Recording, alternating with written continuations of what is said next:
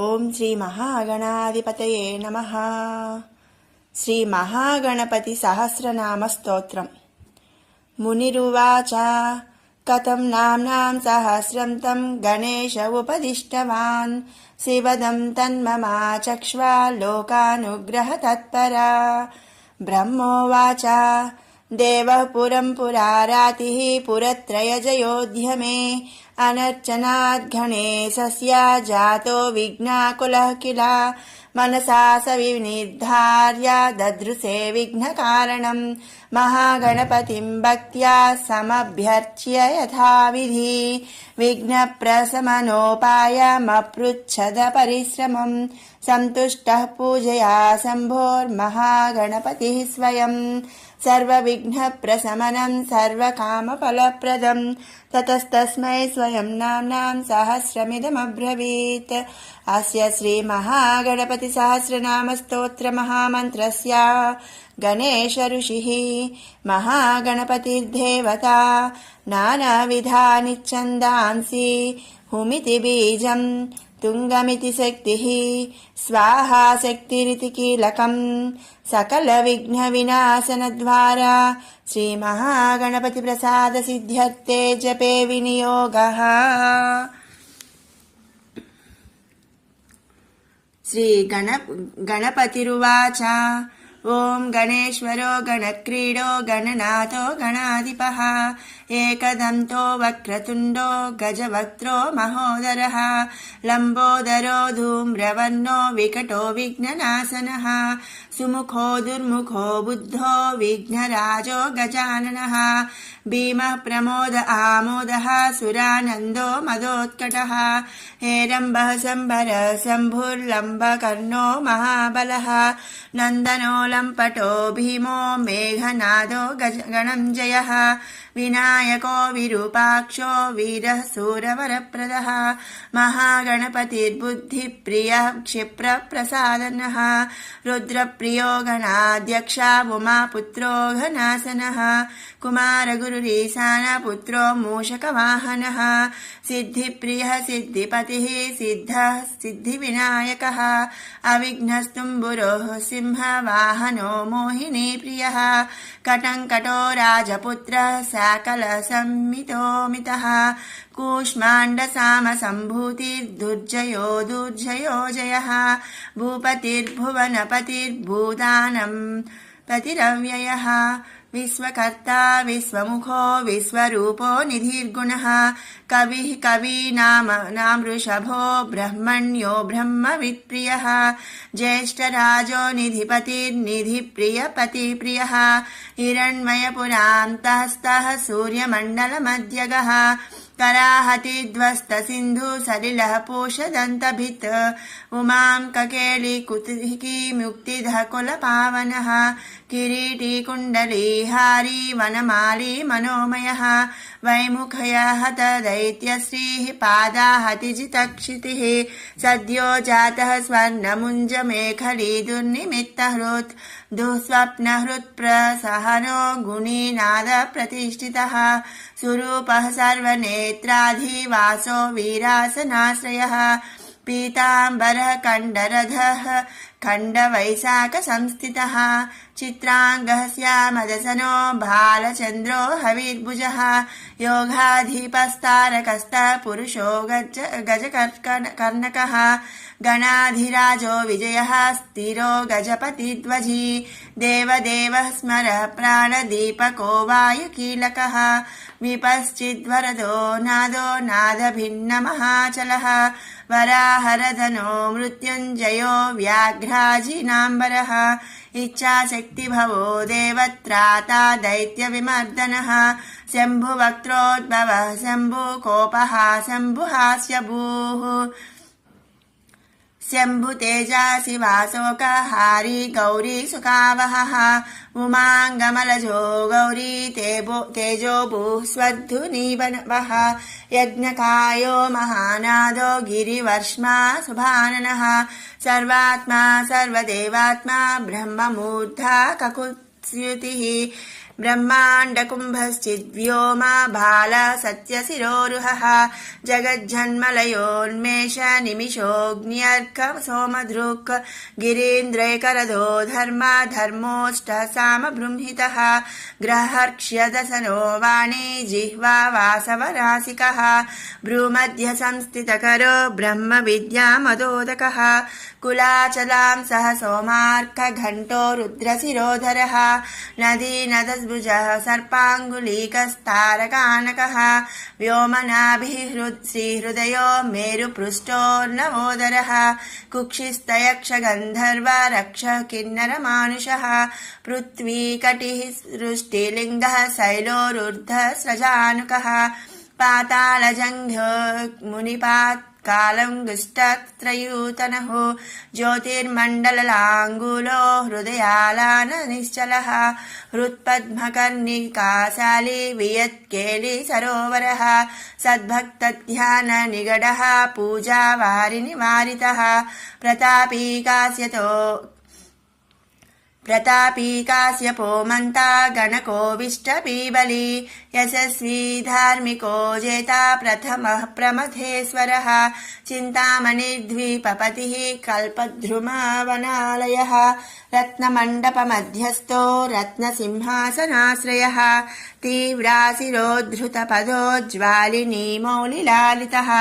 नन्दानन्दितपीठश्रीर्भोगवद्भूषितार्सनः सकामदायिनी पीठः स्फुरदुग्रासनाश्रयः तेजोवती शिरोरत्नं सत्या नित्यावतंसितः सविघ्ननाशिनी पीठः सर्वशक्त्यम्बुजालयः लिपिपद्मासनाधारो वह्निधामत्रयालयः उन्नतप्रपदो गूढगुल्फः संवृतपार्ष्णिकः पीनजङ्घः श्लिष्टजानुः स्थूलोरुप्रोन्नमत्कटिः निम्ननाभिः स्थूलकुक्षिः पीनवक्षा बृहद्भुजः पीनस्कन्धः कम्बुकण्ठो लम्बोष्ठो लम्बनासिकः भग्नवामरदस्तुङ्गसव्यदन्तो महाहनुः ह्रस्वनेत्रत्रयः शूर्पकर्णो निबिडमस्तकः स्तबकाकारकुम्भाग्रो रत्नमौलिर्निरङ्कुशः सर्पहारकटी सूत्रः सर्पयज्ञोपवीतवान् सर्पकोटीरकटकः सर्पग्रैवेयकाङ्गदः सर्पकक्षोदराबन्धः सर्पराजोत्तरच्छदः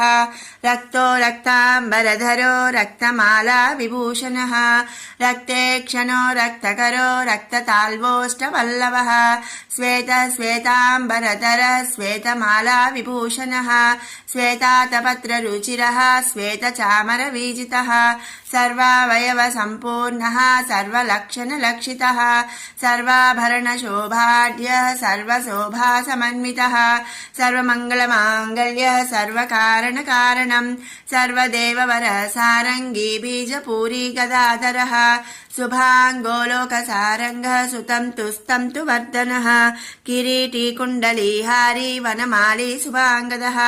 इक्षुचापदर शूली चक्रपाणि सरोजभृत् पाशीधृतोत्पलशाली मञ्जरी भृत्स्वदन्तभृत् कल्पवल्लीधरो विश्वाभयदैककरो वशी अक्षमालाधरो ज्ञानमुद्रावान्मुद्गरायुधः पूर्णपात्रीकम्बुधरो विधृताङ्कुशमूलकः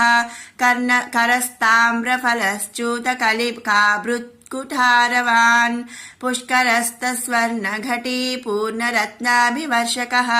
भारती सुन्दरीनाथो विनायकरति प्रियः महालक्ष्मी प्रियतमः सिद्धलक्ष्मी मनोरमः रमा रमेश पूर्वाङ्गो दक्षिणो मामहेश्वरः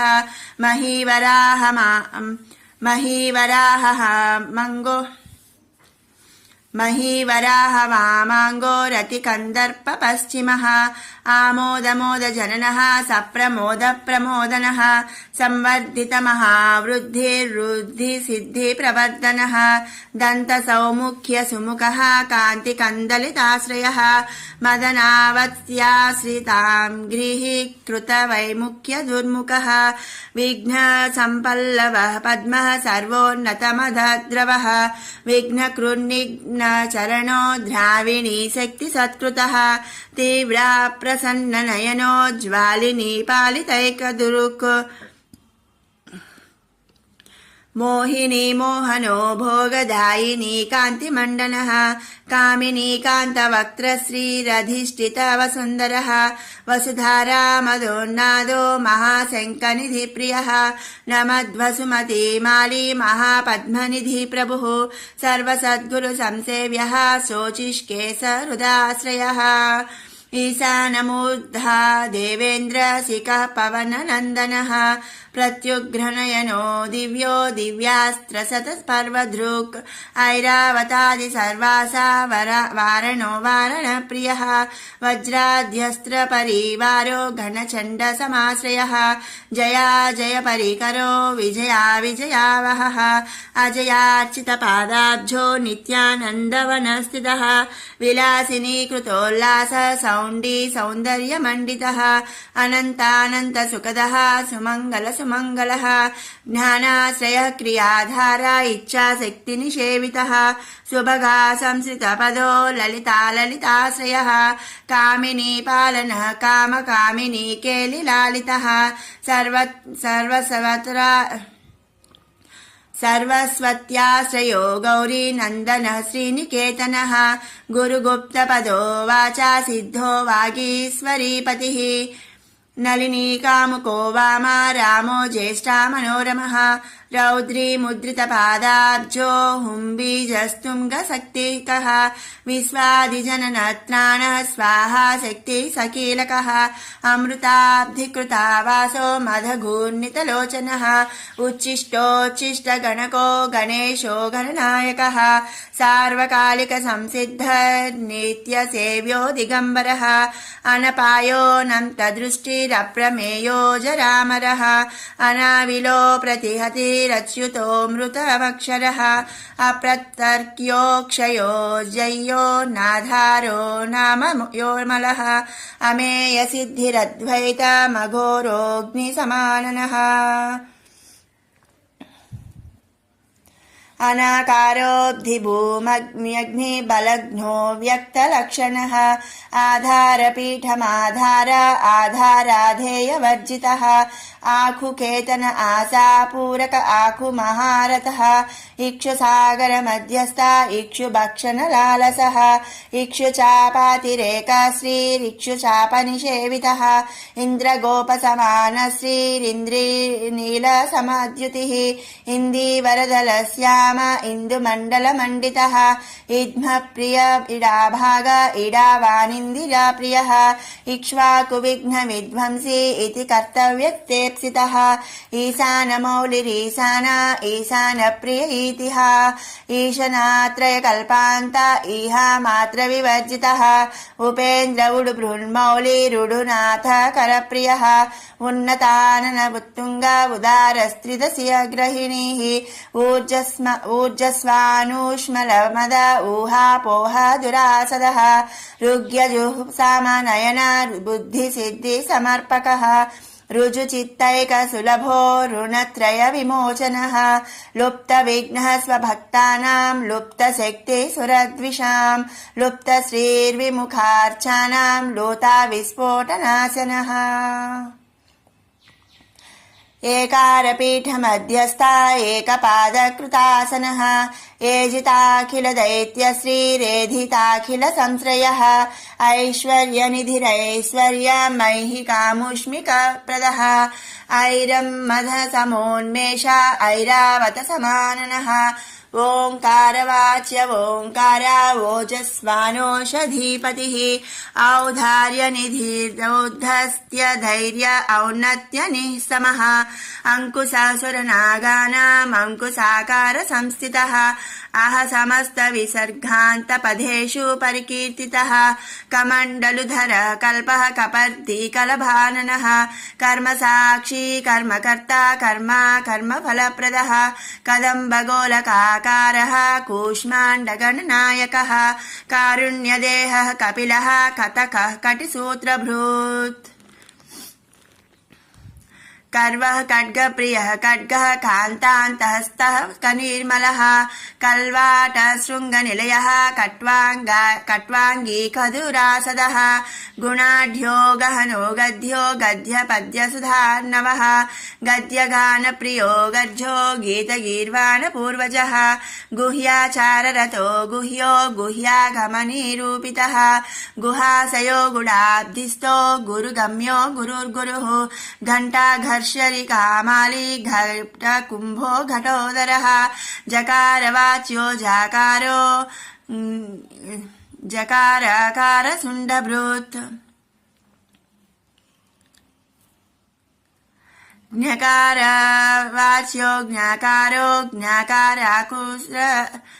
ज्ञाकारवाच्यो ज्ञाकारो ज्ञाकारकार सुण्डभृत् चण्डश्चण्डेश्वरश्चण्डी चण्डेशश्चण्ड विक्रमः चराचरपिता चिन्तामणिश्चर्वणलालसः छन्दोश्चन्दोद्भवश्चन्दो दुर्लक्ष्यश्चन्द विग्रहः जगद्योनिर्जगत्साक्षी जगदीशो जगन्मयः जप्यो जपपरो जाप्यो जिह्वा सिंहासन प्रभुः स्रवद्गण्डोल्लसद्धान झुङ्कारी भ्रमराकुलः टङ्कारस्फारसंरावष्टङ्कारमणिनूपुरः तद्वै पल्लवान्तस्त सर्वमन्त्रेषु सिद्धिदः डिण्डिमुण्डो डाकिनीसो डामरो डिण्डिमप्रियः ढक्कानीनाथमुदितो ढौङ्को ढुण्डिविनायकः तत्त्वानां प्रकृतिस्तत्त्वं तत्त्वं पदनिरूपितः तारकान्तरसंस्थानस्तारकास्तारकान्तकः स्थाणुप्रियः स्थाता स्थावरं जङ्गमं जगत् दक्षयज्ञप्रमथनो दाता दानं तमोदया दयावान् दिव्यविभवो दण्डवृद्धण्डनायकः दन्तप्रभिन्ना भ्रमालो दैत्यवारणधारणः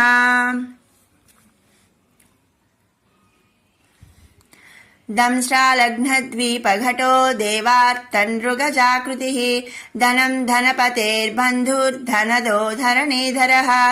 ध्यानैकप्रकटो ध्येयो ध्यानं ध्यानपरायणः ध्वनिप्रकृतिचीत्कारो ब्रह्माण्डावलिमेकलः नन्द्यो नन्दिप्रियो नादो नादमध्यप्रतिष्ठितः निष्कलो निर्मलो नित्यो नित्यानित्यो निरामयः परं व्योम परं धाम परमात्मा परं पदं परात्परः पशुपतिः पशुपाशविमोचनः पूर्णानन्दः परानन्दः पुराणः पुरुषोत्तमः पद्मप्रसन्नवदनः प्रणताज्ञाननाशनः प्रमाणप्रत्ययातीतः प्रणतार्तिनिवारणः फणिहस्तः फणिपतिः फूत्कारः फणिप्रियः बाणाच्युताङ्घ्रियुगलो बालकेलिकुतूहली ब्रह्माच्युतपदो ब्रह्मचारी बृहस्पतिः बृहस्तमो परो ब्रह्मण्यो ब्रह्मवित्प्रियः बृहन्नादाग्र्यचीत्कारो ब्रह्माण्डावलिमेकलः भ्रूक्षेपदत्तलक्ष्मीको भर्गो भद्रो भयापहः भगवान् भक्तिसुलभो भूतिभूषणः भव्यो भूतालयो भोगदाता भ्रूमध्यगोचरः मन्त्रो मन्त्रपतिर्मन्त्री मदमत्तो मनोमयः मेकलाहीश्वरो मन्दगतिर्मन्दनिवेक्षणः महाबलो महावीर्यो महाप्राणो महामनः यज्ञो यज्ञपतिर्यज्ञगोप्ता यज्ञफलप्रदः यशस्करो योगगम्यो याज्ञिको याजकप्रियः रसो रसप्रियो रस्यो रञ्जको रावणार्चितः राज्यरक्षाकरो रत्नगर्भो राज्यसुखप्रदः लक्षो लक्षपतिर्लक्ष्यो लयस्थो लड्डुकप्रियः लासप्रियो लास्यकपरो लाभकृल्लोकविश्रुतः वरेण्यो वह्निवदनो वन्द्यो वेदान्तगोचरः विकर्ता विश्वतश्चक्षुर्विधाता विश्वतोमुखः वामदेवो विश्वनेता वज्रिवज्रनिवारणः विवस्वद्बन्धनो विश्वाधारो विश्वेश्वरो विभुः शब्दब्रह्म समप्राप्य शम्भुशक्तिगणेश्वरः शास्ताशिखाग्रनिलयः शरण्यशम्बरेश्वरः षड्ऋतुकुसुमस्रग्भि षडाधार षडक्षरः संसारवैद्यः सर्वज्ञः सर्वभेषजम् सृष्टिस्थितिलयक्रीडः सुरकुञ्जरभेदकः सिन्दूरितमाः कुम्भः सदसद्भक्तिदायकः साक्षी समुद्रमथनः स्वयं वेद्यः स्वदक्षिणः स्वतन्त्रः सत्यसङ्कल्पः सामगानरतः सुखी हंसो हस्तिपिशाचीसो हवनं हव्यकव्यभूक् हव्यं हुतप्रियो हृष्टो हृल्लेखामन्त्रमध्यगः क्षेत्राधिपः क्षमाबद्धा क्षमा क्षमपरायणः क्षिप्रक्षेमकरः क्षेमानन्दः क्षोणीसुरद्रुमः धर्मप्रदोत्तरदः कामदाता सौभाग्यवर्धनः विद्याप्रदो विभवदो भुक्तिमुक्तिफलप्रदः अभिरूप्यकरो वीरश्रीप्रदो विजयप्रदः सर्ववश्यकरो गर्भदोषः पुत्रपौत्रदः मेधादः कीर्तिदः शोकहारी दौर्भाग्यनाशनः प्रतिवादिमुखस्तम्भो रुष्टचित्तप्रसादनः पराभिचारशमनो दुःखः बन्धमोक्षदः लवस्त्रुटिः कलाकाष्ठा निमेषस्तत्परक्षणः घटीमुहूर्तः प्रहरो दिवानक्तमहर्निशम् पक्षो मासत्वयैराब्धयुगं कल्पो महालयः राशिस्तारातिथैर्योगो वारः करणमंसकम् लग्नं होराकालचक्रं मेरु सप्तर्षयो ध्रुवः राहुर्मन्दः कविज्जीवो बुधो भौमः शशिरविः कालः सृष्टिस्थितिर्विश्वं स्थावरं जङ्गमं जगत् भूरापोऽग्निर्मधुर्वियोगमाहं कृतिः प्रकृतिः पुमान् ब्रह्मा विष्णु शिवो रुद्र ईश शक्ति सदाशिवः त्रिदशः पितरः सिद्धा यक्षा रक्षांसि किन्नराः सिद्धविद्याधरा भूता मनुष्या पशवः खगाः समुद्रा सरितः शैलाभूतं भव्यं भवोद्भवः साङ्ख्यं पातं जलं योगं पुराणानि श्रुतिस्मृतिः वेदाङ्गानि सदाचारो मीमांसा न्यायविस्तरः आयुर्वेदो धनुर्वेदो गान्धर्वं काव्यनाटकं वैखानसं भागवतं मानुषं पाञ्चरात्रकं शैवं पाशुपतं कालामुखं भैरवशासनम् साक्तं वैनायकं सौरं जैनमार्हत संहिता सदसद्व्यक्तमव्यक्तं सचेतनमचेतनं बन्धो मोक्ष सुखं भोगो योगः सत्यमनुर्महान् स्वस्ति हुं फट् स्वधा स्वाहा श्रौषट् औषट् वशन् नमः ज्ञानं विज्ञानमानन्दो बोधः संवित् समो समः एक एकाक्षराधार एकाक्षरपरायणः एकाग्रधीरेकवीर एकोनेक स्वरूपधृक् द्विरूपो द्विभुजो द्व्यक्षो द्विरदो द्विपरक्षकः द्वैमातुरो द्विवदनो द्वन्द्वहीनो द्वयातिगः त्रिधामा त्रिकरस्त्रेता त्रिवर्गफलदायकः त्रिगुणात्मा त्रिलोकाधिस्त्रिशक्तिस्त्रिलोचनः चतुर्विधवचो वृत्ति परिवृत्ति प्रवर्तकः चतुर्बाहुश्चतुर्धंस्तश्चतुरात्मा चतुर्भुजः चतुर्विधोपायमयश्चतुर्वर्णाश्रमः चतुर्धिपूजनप्रीतश्चतुर्थितिधि सम्भवः पञ्चाक्षरात्मा पञ्चात्मा पञ्चास्य पञ्चकृत्तमः पञ्चाधारः पञ्चवर्णः पञ्चाक्षरपरायणः पञ्चतालः पञ्चकरः पञ्चप्रणमातृकः पञ्चब्रह्ममया स्फूर्तिः पञ्चावरणवारितः पञ्चभक्षप्रियः पञ्चबाणः पञ्चशिखात्मकः षट्कोणपीठः षट्चक्रधामा षड्ग्रन्थिभेदकः षडङ्गध्वान्तविध्वंसी षडङ्गुलमहाह्रदः षण्मुखः षण्मुखभ्राता षट्शक्तिपरिवारितः षट्वैरिवर्गविध्वंसी षडूर्मिभयभञ्जनः षट्कर्तदूरः षट्कर्ता षड्गुणः षट्रसाश्रयः सप्तपातालचरणः सप्तद्वीपोरुमण्डलः सप्तस्वर्लोकमुकुटः सप्तशक्तिवरप्रदः सप्ताङ्गराजसुखदः सप्तर्षिगणवन्दितः सप्तच्छन्दोनिधि सप्तहोत्रः सप्तस्वराश्रयः सप्ताब्धिकेलिकासारः सप्तमातृनिषेवितः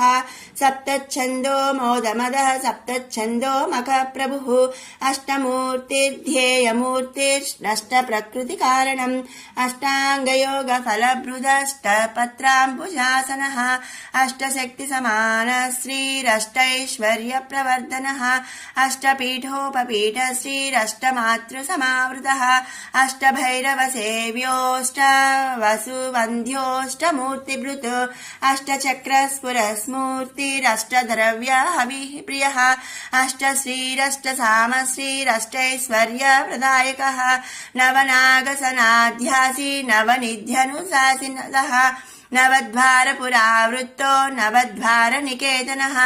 नवनाथमहानाथो नवनागविभूषितः नवनारायणस्तुल्यो नवदुर्गानिषेवितः नवरत्नविचित्राङ्गो नवशक्तिशिरोद्धृतः दशात्मको दशभुजो दशदिक्पतिवन्दितः दशाध्यायो दशप्राणो दशेन्द्रियनियामकः दशाक्षरमहामन्त्रो दशासाव्यापी विग्रहः एकादशमहारुद्रैः स्तुतश्चैकादशाक्षरः द्वादशद्विदशाष्टादिर्दोर्धण्डास्त्रनिकेतनः त्रयोदशभिधा भिन्नो विश्वे देवाधिदैवतम् चतुर्दशेन्द्रवरदश्चतुर्दशमनुप्रभुः चतुर्दशाद्यविद्याढ्यश्चतुर्दशजगत्पतिः साम पञ्चदश पञ्चदशी सीतांशु निर्मलः तिथि पञ्चदशाकारस्थित्या पञ्चदशार्चितः षोडशाधारनिलयः षोडशर्वमातृकः षोडशान्तपदावास षोडशेन्दुकलात्मकः कला सप्तदशी सप्तदश सप्तदशाक्षरः अष्टादशद्वीपपतिरष्टादशपुराणकृत् अष्टादशौषधी सृष्टिरष्टादश विधिः स्मृतः अष्टादशलिपिव्यष्टि समष्टिज्ञानकोविदः अष्टादशान्नसम्पत्तिरष्टादशविजातिकृत् एकविंशः पुमानेकविंशत्यङ्गुलीपल्लवः चतुर्विंशतितत्त्वात्मा पञ्चविंशाख्यपूरुषः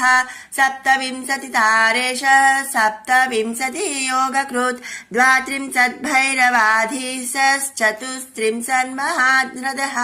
षट्त्रिंशत्तत्त्वसम्भूतिरष्टत्रिंशत् कलात्मकः पञ्चाशद्विष्णुशक्तिशः पञ्चाशन्मातृकालयः द्विपञ्चाशद्वपुः श्रेणी त्रिषष्ट्यक्षरसंश्रयः पञ्चाशदक्षरश्रेणी पञ्चाशद्रुद्रविग्रहः चतुष्षष्टिमहासिद्धिः योगिनी वृन्दवन्दितः नमदेकोनपञ्चाशन्मरुद्वर्गनिरर्गलः चतुष्षष्ट्यर्थनिर्णेता चतुष्षष्टिकलानिधिः अष्टषष्टिमहातीर्थक्षेत्रभैरववन्दितः चतुर्नवतिमन्त्रात्मा षण्णवत्यधिकप्रभुः शतानन्दः शताद्रुतिः शतपत्रायतेक्षणः शतानीकशतमकः शतधारावरायुधः सहस्रपत्रनिलयः सहस्रफणिभूषणः सहस्रशीर्षा पुरुषः सहस्राक्ष सहस्रपात् सहस्रनाम संस्तुत्यः सहस्राक्षबलापः